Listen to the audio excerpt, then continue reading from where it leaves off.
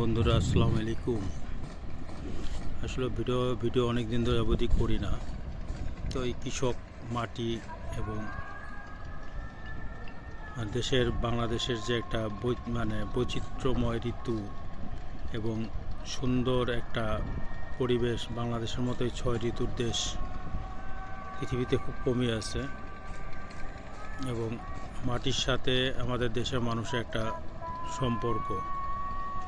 মাটির থেকেই দেখেন কৃষক কত সুন্দর, আমাদের কাছে সুন্দর লাগতেছে, ওনার কাছে খুব কষ্ট হচ্ছে। সকাল থেকেই দেখলাম, এখন বাজে প্রায় 1টার মতো বাজতেছে, আজান দিতেছে।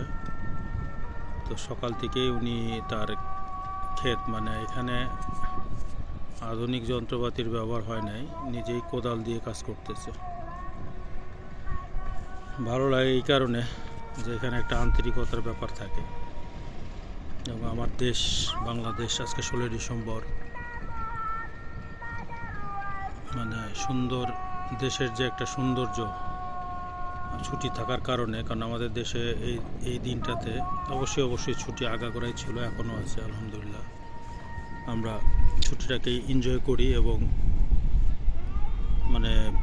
সারাদিন কর্মব্যস্ততা না থাকার কারণে যেটাই দেখি সেটার দিকেই দেখতে ভালো লাগে। আর দ্বিতীয়ত কথা হচ্ছে, দেশের কোনো জিনিস দেখতে খুব ভালো লাগে আর কি।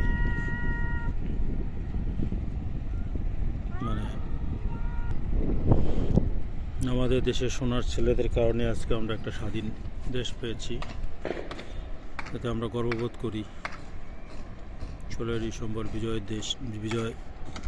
দিবস, নইলে পরে এরকম দৃশ্য, এরকম সৌন্দর্য আজকে এত সুন্দরভাবে উপভোগ করতে পারতাম না, ওনাদেরই কৃতিত্ব।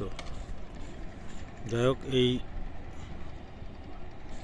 দৃশ্যগুলো দেখে আমার কাছে ভালো লাগে। আপনাদের কাছে কেমন লাগে জানি না। তো আমি দেশের বাইরে বেশ কিছুদিন ছিলাম, তো এই স্মৃতিগুলো এই দৃশ্যগুলো আমি খুব মিস করতাম।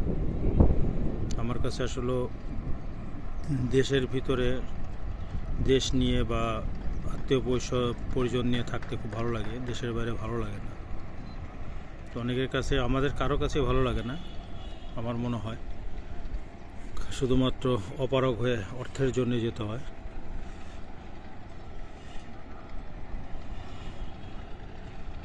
যাক, ওনারা পরিশ্রম করতেছে, ওনার কাছে শেখার অনেক কিছু আছে, নিজের দেশেও কাজ করে অনেক কিছু করা যায়। তো ভিডিওটা ভালো লাগলো তাই করলাম। ভালো লাগলে জানাবেন, পাশে থাকবেন। আপনাদের উৎসাহ পেলে আরও নতুন নতুন ভিডিও করতে পারবো, ভালো লাগে আর কি। মাঝে মধ্যে দৃশ্যগুলো আমি দেখে আপনাদের সাথে শেয়ার করতে মন চায়, তাই শেয়ার করি।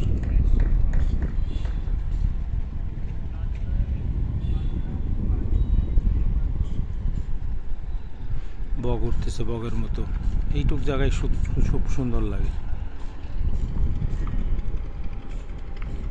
ভালো থাকবেন বন্ধুরা, আসসালামু আলাইকুম।